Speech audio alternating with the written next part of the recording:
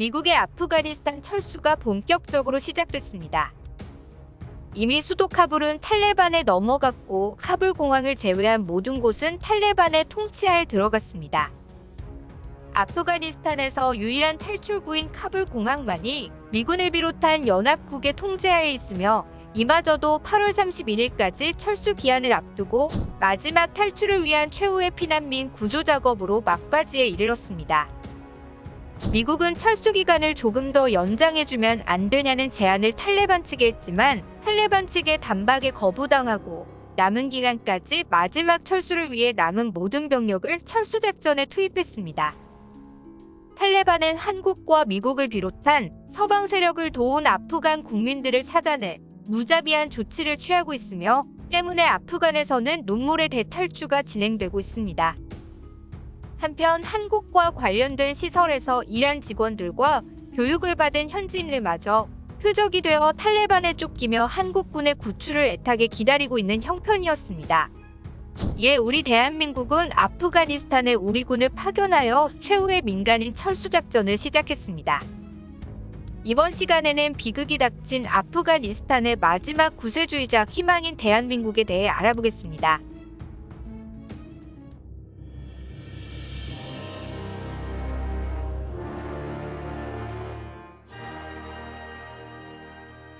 Go to 20년간 지속된 미국과 아프가니스탄의 전쟁이 결국 미국의 공식적인 철수로 종결이 되었습니다. 미국은 마지막 남은 시간까지 철수작전을 진행 중에 있으며 카불 공항을 제외한 나머지 아프가니스탄 지역은 더 이상 연합국이 들어갈 수 없는 지역이 되어버렸습니다. 미국의 테러와의 전쟁의 일환으로 시작된 아프가니스탄 전쟁은 알카에다의 지도자인 빌라덴을 쫓는 것으로 시작되었습니다.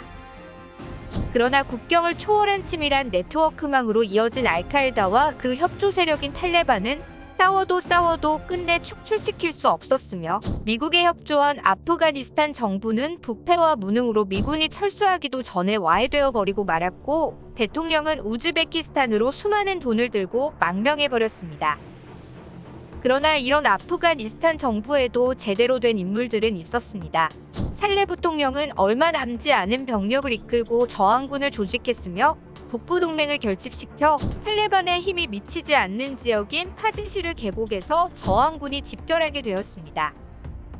살레 부통령은 탈레반에 대해 이들은 절대 신용할 수 없는 조직이라고 이야기하며 이들은 IS나 알카에다와 차이가 미미하며 신뢰할 수 없는 조직이라고 밝히며 알카에다와 탈레반의 차이는 코카콜라와 펩시콜라의 차이처럼 상표를 떼면 구분할 수 없다라고 이야기했습니다. 사람들에게 알려진 것처럼 탈레반은 온건파고 알카에다는 강경파라는 구분 자체도 의미가 없다는 뜻이며 실제로 탈레반과 알카에다의 구성원들이 꽤 많이 겹치기도 하여 큰 차이가 없다는 게 사실상 중론이기도 합니다. 그런 악명 높은 알카에다는 미국을 비롯한 서방 세력뿐만 아니라 한국을 노리기도 했습니다. 알카에다의 악명 높은 조직원인 칼리드 셰이크 모하메드, 일명 KSM으로 알려진 인물은 1990년도 중반 한국의 김포공항 등 동아시아에서 민항기 14대를 납치하여 공중에서 폭파시키거나 주한미군 기지에 자폭을 하려는 계획을 실행하려고 했던 것으로 알려졌습니다. 당시 KSM은 이 계획을 보진카 계획이라고 이름짓고 계획을 구체적으로 실행하기에 이릅니다. 그러나 계획은 엉뚱한 곳에서 막혔는데요. 주한미군 기지를 염탐하기 위해 한국에 입국한 KSM이 파견한 알카에다의 조직원은 불법 체류자의 신분으로 경기도에 있는 오 영세업체에서 근무했습니다. 낮에는 불법 체류 외국인 근로자 신분으로 밤에는 알카에다의 조직원으로 스파이 임무를 맡아 한국을 염탐하기 시작했는데요. 그러나 알카에다가 한국에서 저지르려는 테러는 실행조차 못해보고 계획이 박살나 버렸습니다. 이 조직원이 근무하던 경기도의 영세업체의 사장은 불법 체류자를 고용하며 모질게 대하기로 악명 높은 사람이었습니다. 조직원은 업장에서 이뤄진 잦은 구타와 폭언 등에 도저히 참을 수 없어 경찰에 신고했고 경찰에 신고하게 되자 신분 조회를 하기에 이르렀는데 앞불사 그는 불법 체류자의 신분이었던 것입니다. 관광비자로 불법 취업을 했던 그는 결국 한국에서 추방되어 버리고 한국에서의 실행 계획은 제대로 진행도 하지 못하고 좌절로 끝나버리게 되었습니다. 한국에서는 악명 높은 알카에다의 조직원마저 한수 접고 공포에 떨게 만드는 무서운 사장님의 존재로 인해 외국인 노동자로 위장 취업하여 한국에 나쁜 짓을 저지르려는 테러 세력은 그 이후에도 다시는 나타날 수 없게 되었습니다. 추방 당시까지만 해도 그가 알카에다의 조직원이란 사실은 몰랐지만 나중에 9.11 테러가 발생한 뒤 미국 CIA에서 알카에다의 정보를 수집하면서 한국 국정원에 정보를 주게 되면서 그때 추방된 그가 알카에다의 일원인 것을 알게 되었습니다. 과거 외국인 노동자들의 실태를 풍자하던 유행어인 사장님 나빠요로 악명 높은 악덕 공장의 사장님이 결과적으로 나라를 테러에서부터 구했다는 농담 같은 현실이 실제로 일어났습니다. 90년대 사장님 나빠요라며 쫓겨난 알카에다 조직원으로부터 시작된 탈레반과 한국의 좋지 않은 인연은 이후 미국의 아프가니스탄 전쟁에서 또다시 이어지게 되는데요. 2001년 미국과 아프가니스탄의 전쟁이 발발하며 아프가니스탄 현지의 의료 및 토목 재건을 위해 의료지원 부대인 동해 부대와 건설공병대인 다산 부대가 파병되었습니다.